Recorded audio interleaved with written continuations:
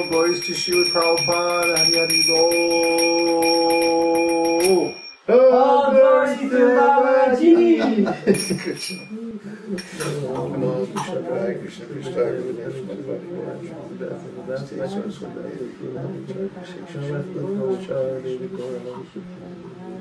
Srila Prabhupada ki jai.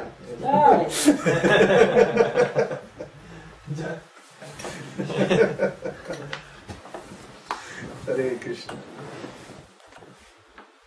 Let's see. Still broadcasting? Sound is okay? Yeah, still going. Okay. So, this is our first Sunday satsang from our little cabin in the woods near Kurarehue. I'll get that, yeah. And, well, it's been raining the last couple of days. Now it's just lightening up a little bit, and sun is coming in and out. So it's the first time we've seen rain since we left Mexico. My goodness. Well, a little rain on Santiago. A little, not enough to really count, you know.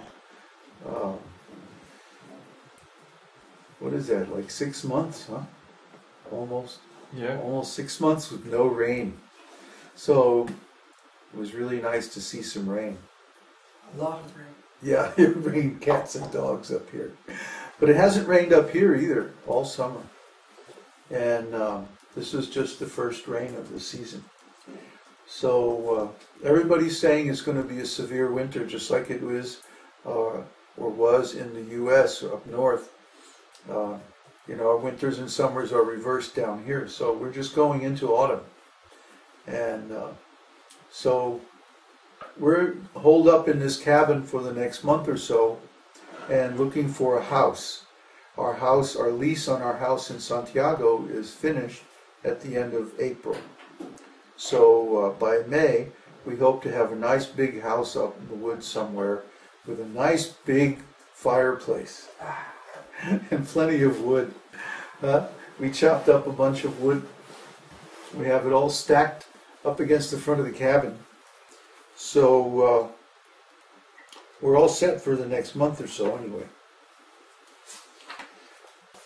So what we've been doing is reviewing chapter 3 of Bhagavad-gītā, Karma Yoga.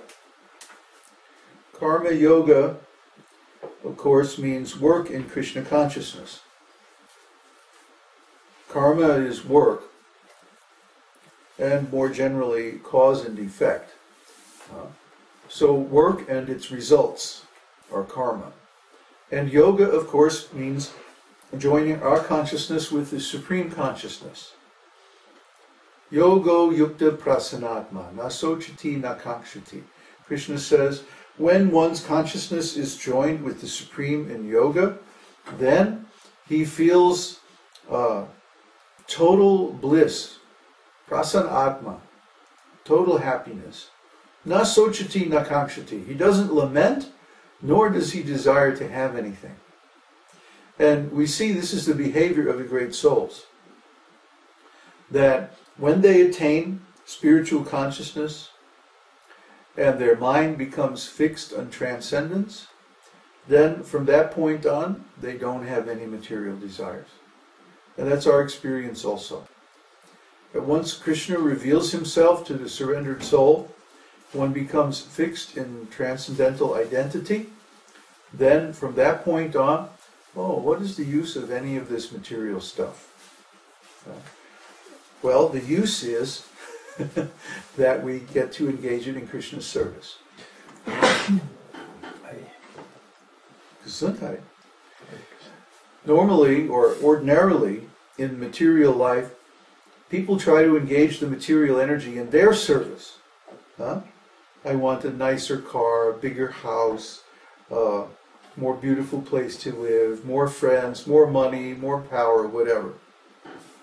But in spiritual consciousness, we take the same thing. I want a nicer house, but I want a nicer house for Krishna's devotees to come and stay. I want a better internet connection.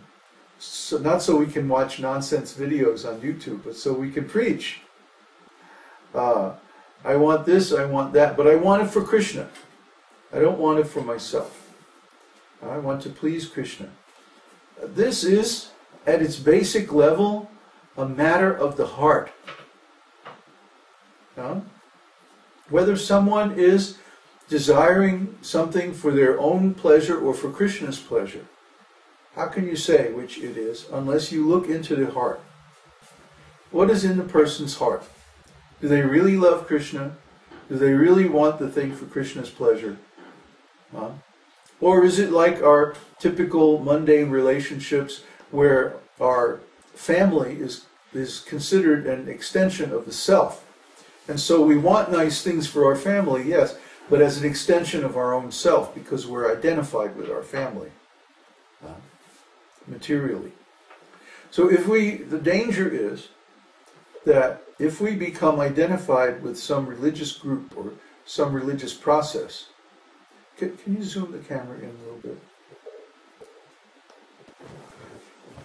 If we become identified with a religious group or a religious process, that we can fool ourselves into thinking that we're desiring things for Krishna, but we're actually just desiring them for ourselves in a form of extended selfishness.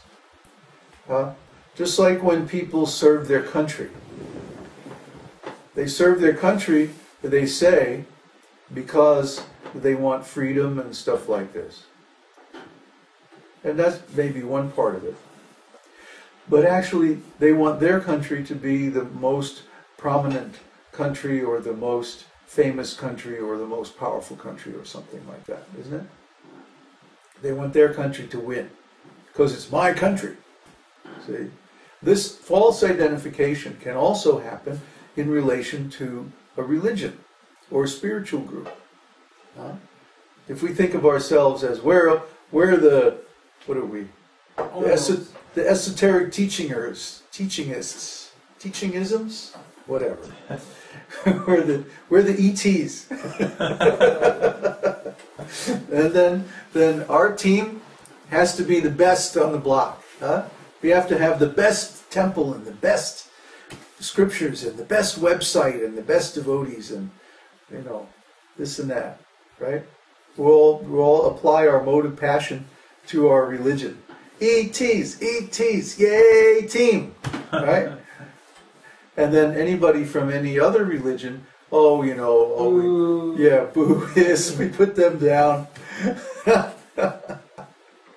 See, this is how the mundane identification can become attached even to a religion, even to a spiritual path. This is very dangerous. So we should examine our hearts to see what is really behind our engaging in Krishna consciousness. Are we really trying to please Krishna, or are we really just trying to extend our ego consciousness into some form of religion or something like that? This is a very subtle thing. It tripped up my godbrothers completely. Completely. They became completely identified with their organization. In fact, they'll even say things like, ISKCON is transcendental. Well, if ISKCON is transcendental, then why did you have to file a statement of incorporation with the state? If ISKCON is transcendental, why does it have a bank account? Why is it, why does it have so many of the qualities of an ordinary religious organization? See, we have to be very careful to distinguish the tools that we use, organizational tools, the material energy that we use for Krishna's service. We have to be very careful to distinguish that from transcendental, loving, devotional service itself. Because that service, that bhakti yoga, is something that happens in the heart. It comes from our intention. Our intention must be to truly love Krishna and please Krishna. We want Krishna to be happy. If Krishna is happy, then we are automatically happy. We don't have to worry about all that stuff. Krishna takes care of it. Krishna arranges it. We have to trust Krishna. Try to understand Krishna's character. Krishna already has everything.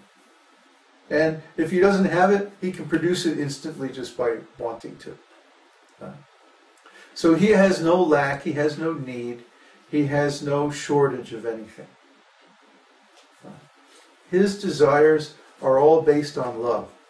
He wants to see the living entities become happy. He doesn't like to see it when we're stuck here in this material world and trying so many things to be happy but actually failing all the time. He doesn't like to see this. But at the same time, he doesn't interfere with our free will.